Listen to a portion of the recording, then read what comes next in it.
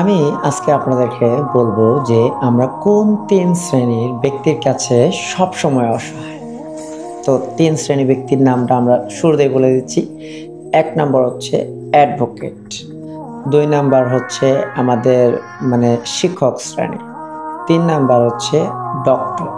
এই ৩ শ্রেণীর মানুষের কাছে সবসময় মানুষরা অসহায় হয়ে যদি কখনো আইনি জটিলতায় পড়েন, আপনি কিন্তু খুবই টেনশনে থাকবেন যে কি থেকে কি করা যায়, এখন কি করা যায়। হঠাৎ আপনাকে ধরেন চেকের মামলা দিয়ে দিল বা হঠাৎ প্রবলেমে পড়ে গেলেন বা ভুল ইনফরমেশনে প্রবলেমে পড়ে গেলেন।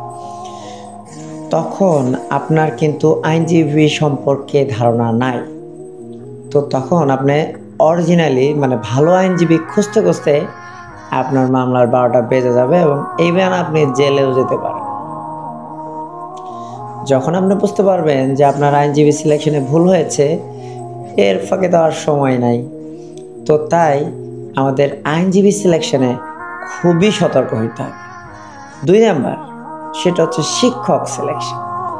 শিক্ষক যারা পড়াচ্ছেন, যারা ছাত্রছাত্রীরা পড়ছেন, আমাদের তো সবার যোগ্যতা বা যে সেক্টরে আছেন, ধরেন আমি ব্যাংকে আছি, অমুক মার্কেটিংয়ে আছে, আমাদের পক্ষে তো শিক্ষক সম্পর্কে ডিটেলস জানা সম্ভব না।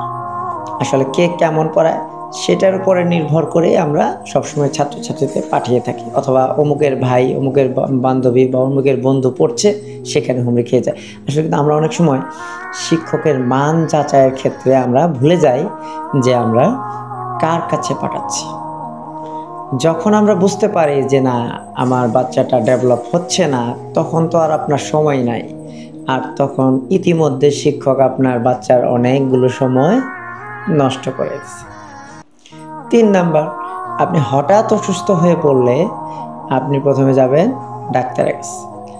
আপনি তো অসহায়। এখন ডাক্তার সাহেব কি করবে? কিছু বুঝুক, জানুক আর না জানুক। ফার্মেসিতে গেলে আপনাকে ওষুধ দিয়ে দেবে, ব্যথা করলে ব্যথার ওষুধ দিয়ে দেবে। আসলে এরা কিন্তু প্রফেশনাল ডাক্তার না। ফার্মেসিতে কিন্তু সবাই প্রফেশনাল ডাক্তার না। তো একটা ওষুধ যদি ভুল হয়, তখন তো আপনার অবস্থা আরও সিরিয়াস হবে। তখন যে এই পরীক্ষা সেই পরীক্ষা, তো এই ফাঁকে তো আপনি আরও অসুস্থ হয়ে যাবেন। তখন দেখা যাবে যে আপনার চিকিৎসা হওয়ার আগেই আপনার অবস্থা গুরুতর। যখন আপনি বুঝতে পারলেন যে আপনার চয়েস অফ ডক্টর ঠিক হয় নাই, এই সময় আপনি অনেক অর্থের অপচয় করে ফেলেছেন। তো আমি আমার অডিয়েন্সদেরকে এটুকু বলবো যে আমার ইনফরমেশন খুবই গুরুত্বপূর্ণ। যদি আপনি মনোযোগ দিয়ে শোনেন তাহলে গুরুত্বপূর্ণ, আর যদি স্কিপ করেন তাহলে আপনি জীবনে অনেক গুরুত্বপূর্ণ জিনিস হারাবেন।